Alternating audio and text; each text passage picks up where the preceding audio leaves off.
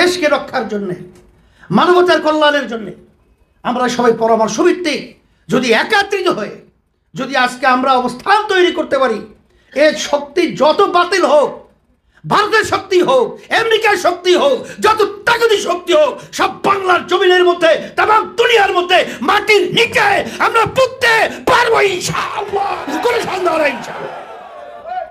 সম্মেলনের মোহতারাম সভাপতি, ইসলামী আন্দোলন বাংলাদেশের সংগ্রামী আমির, সংগ্রামী জননেতা মাওলানা মুফতি সৈয়দ মোহাম্মদ রেজাউল করিম পীর সাহেব চরমনাই বক্তব্য রাখবেন।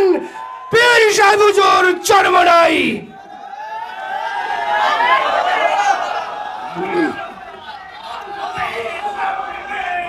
আলহামদুলিল্লাহি ওয়া কাফা, সালামুন আলা ইবাদিহিল্লাযীনা ইসতাফা, আম্মা বা'দ। ফাআউযু বিল্লাহি মিনাশ শাইতানির রাজীম। বিসমিল্লাহির রহমানির রহিম। ওয়ালা তাহিনু ওয়ালা তাহজানু ওয়া আনতুমুল আ'লাউনা ইন কুনতুম মুমিনিন। সাদাকাল্লাহুল আলিয়্যুল আযীম। ওয়া ক্বালা রাসূলুল্লাহি সাল্লাল্লাহু আলাইহি ওয়াসাল্লাম, মান রাআ মিনকুম মুনকারান ফালিয়ুগাইয়িরহু বিয়াদিহি فإن لم يستطع فبلسانه فإن لم يستطع فبقلبه وذلك ضعف الإيمان। درود شريف পড়ি। اللهم صل على سيدنا محمد صلى الله عليه وعلى آله وأصحابه وبارك وسلم। শুকরিয়া আদায় করতেছি মহান রব্বুল আলামিনের দরবারে। রব্বুল আলামিন আজকে ইসলামী আন্দোলন বাংলাদেশ কেন্দ্রীয় কমিটি সিদ্ধান্ত অনুযায়ী থানা প্রতিনিধি সম্মেলনে জেলায় দায়িত্বশীল যারা বিশেষ করে সভাপতি সেক্রেটারি পালন করেন তারা উপস্থিত আছেন, মহানগর সহ। আজকে উপস্থিতি আপনারা যে পর্যায়ে এখানে প্রমাণিত বা প্রমাণ হয়েছে, আমাদের মনের আজকে আশা যে লক্ষ্য উদ্দেশ্য নিয়ে আলহামদুলিল্লাহ ইসলামী আন্দোলন বাংলাদেশ গঠিত হয়েছে, আল্লাহর রহমতে বাস্তবায়ন হবে, তার বাস্তব নমুনা আজকে সম্মেলন। বিভিন্ন দিক থেকে আজকের দেশের অবস্থা, ইসলামের অবস্থা এবং মানবতার যে কোন পর্যায়ে শেষ অবস্থায় পৌঁছে গেছে, মানবতা বলতেই নাই, আলোচনা বিভিন্ন দিক থেকে আপনারাও করেছেন, দায়িত্বশীলরাও করেছে। এখন কথা হলো বাস্তবায়নের জন্যে আমি আপনাদের সামনে যে আয়াত শরীফ তেলাওয়াত করেছি, আল্লাহ রাব্বুল আলামিন বলেছেন, তোমাদের ভয় চিন্তা নাই, তোমরাই বিজয় হবে। মোমেনের চরিত্র অর্জন করা লাগবে। আর মোমেনের চরিত্র সর্বোচ্চ মোমেনের সিফাত বা গুণ ছিল সাহাবায়ে কেরামদের মধ্যে। সাহাবায়ে কেরামদের কি চরিত্র ছিল?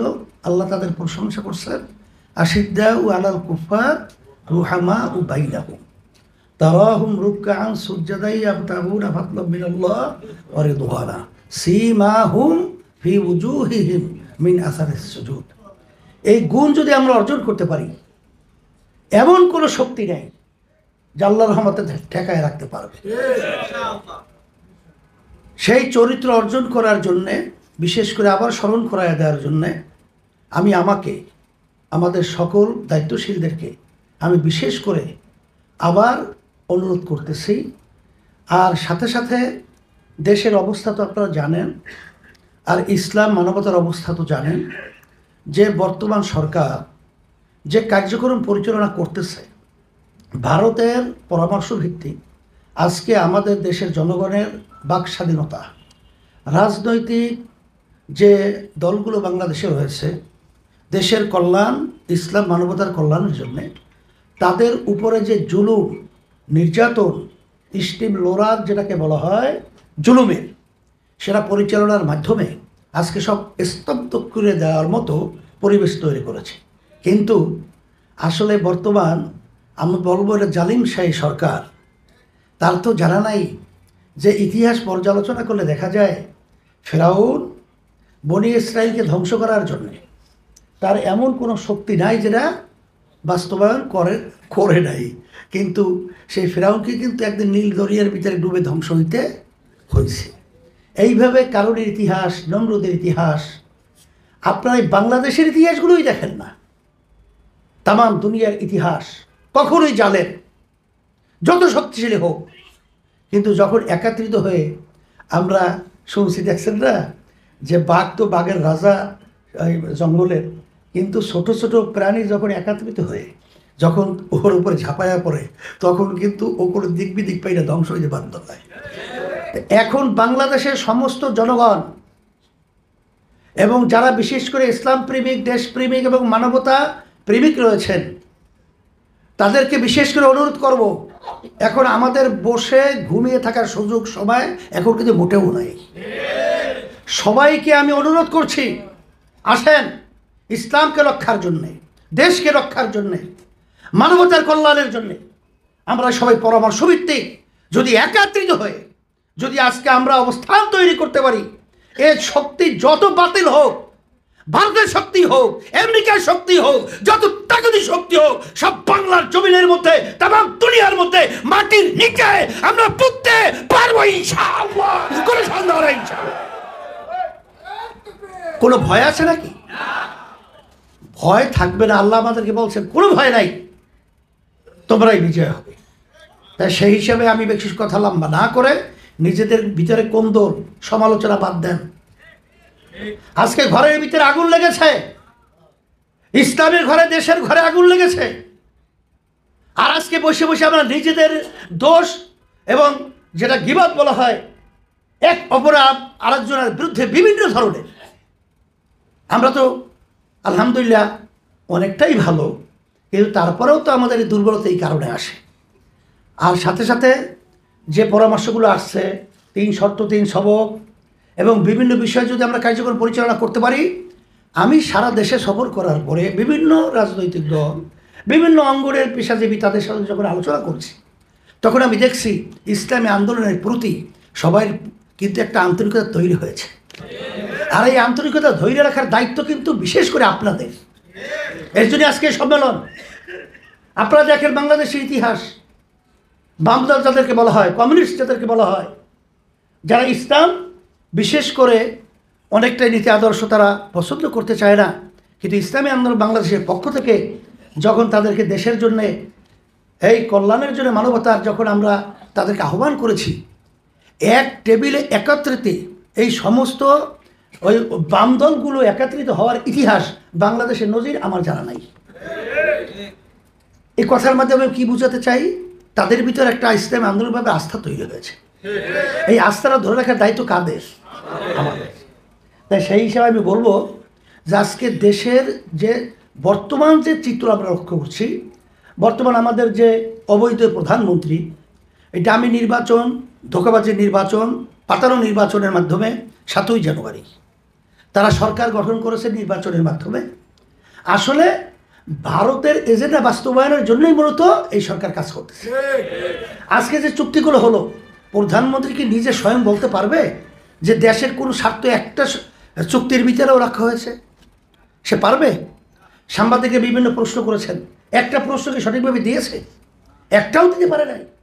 বরঞ্চ যে কয়টা চুক্তি, প্রতিটা চুক্তি সব ভারতের স্বার্থ, বাংলাদেশের এক কথায় কি 12টা বাজছে। কয়টা বাজছে? 12টা বলে শেষ অবস্থান যখন হয়। তাই সেই হিসাবে আমি বলবো এই সরকার কিন্তু আমাদের দেশের সরকার না। এদের বিরুদ্ধে আমাদের অবস্থান তৈরি করা। আর ইসলামের অবস্থান তো আপনারা জানেন যে আজকে শিক্ষা সিলেবাসের মাধ্যমে আমাদের ভবিষ্যৎ প্রজন্ম সন্তানদেরকে নাস্তিক বানানোর প্রক্রিয়া, ইসলামী নীতি আদর্শ থেকে সরিয়ে নেয়ার বিভিন্ন নীল নকশা, এই বিভিন্ন প্রক্রিয়া সংস্কৃতির মাধ্যমে আজকে আমাদের ধর্মীয় চেতনা, ঐতিহ্য ধ্বংস করার প্রক্রিয়া, এগুলো আলোচনা করে আর কি বলবো। এখন আমাদের মূল কাজ হলো আমরা ইখলাস নিয়ে, আমরা পরামর্শ ভিত্তিক যদি আল্লাহর রহমতে আমরা একত্রিত হতে পারি, তাহলে এই ষড়যন্ত্র আল্লাহর রহমতে বাস্তবায়ন বাংলার জমি করতে পারবে না ইনশাআল্লাহ। আপনাদের সকলকে ধন্যবাদ জানাই। আর সাথে সাথে আপনারা জানেন যে এই লক্ষ্যে আমরা আজকে প্রতিনিধি সম্মেলনের কথা আপনারা ইঙ্গিত পেয়েছেন। আমরা পরামর্শ ভিত্তিক আল্লাহ আমাদের যত তৌফিক দান করছেন, এই অন্যায়ের প্রতিবাদে, দেশ রক্ষার জন্য, ইসলামকে রক্ষার জন্যে, মানবতার কল্যাণ রক্ষার জন্যে আমরা কিন্তু সাধ্য অনুযায়ী আমরা প্রোগ্রাম পরামর্শভিত্তিক আমরা থ্রো করব, আর এটা বাস্তবায়ন এটা করার দায়িত্ব কিন্তু বিশেষ করে আপনারা পালন করবেন, এই আশা আমরা করছি। এই জন্য এর প্রতিবাদে আমরা আগামী 28শে জুন 2024 শুক্রবার বাদ জুমা পরশুদিন আগামী দিন বাইতুল মোকাররম জাতীয় মসজিদের উত্তর গেট থেকে বিক্ষোভ সমাবেশ আলহামদুলিল্লাহ হবে, এইটা আমরা কর্মসূচি ঘোষণা করতেছি। আর সমাবেশ ও মিছিল। আর 5ই জুলাই 2024 শুক্রবার সকাল সকল জেলা এবং মহানগরে বিক্ষোভ সমাবেশ ও মিছিল অনুষ্ঠিত হবে। এরপরে আমাদের আরও অনেক বড় পরিকল্পনা আছে, আল্লাহ কবুল করে বাঁচায় রাখে। আপনারা দোয়া করতে থাকেন, চেষ্টা করতে থাকেন। আশা তো করি আল্লাহর রহমতে যে ইসলামী আন্দোলন বাংলাদেশ আব্বাস রহমতুল্লাহ থেকে শুরু করে আজকে শিক্ষা সিলেবাসের ভিতরে অনেক ধারা অনেক বই পরিবর্তন কিন্তু বাধ্য হয়েছে। আল্লাহর রহমতে এর কিন্তু পিছনে অবদান ইসলামী আন্দোলনের বড় একটা আলহামদুলিল্লাহ উল্লেখযোগ্য, এটা আমি মনের তৃপ্তি হিসাবে আল্লাহর রহমতে আমি বলতেছি। সেই হিসাবে আপনাদেরকে আমি অনুরোধ করব, আপনারা কষ্ট করে এসেছেন, আজকে আপনাদের ত্যাগ কোরবানির মাধ্যমে আল্লাহ রাব্বুল আলামিন সর্বদিক থেকে বরকত দান করবেন এই আশাবাদ। এবং বিশেষ করে আমাদের যে সাংগঠনিক কার্যক্রমগুলো এখন যেহেতু মাঠ উর্বর আছে ইসলামী আন্দোলনের পক্ষে, আমরা যদি একটু তৎপর না হই তাহলে কিন্তু খালি মাঠে আগাছা জন্মাবে। সেই খালি মাঠে আগাছা জন্মানোর ব্যাপারটা আমরা যেন সুযোগ না দেই, এই ব্যাপারটা নজরে রাখা। নিজের ব্যক্তি স্বার্থকে আপনারা কি করেন, ছোট করে দেখেন, জাতীয় স্বার্থ ইসলামের স্বার্থকে বড় করে দেখেন। আল্লাহ আমাকে আমাদের সকলকে কবুল করুন, আল্লাহুম্মা আমিন।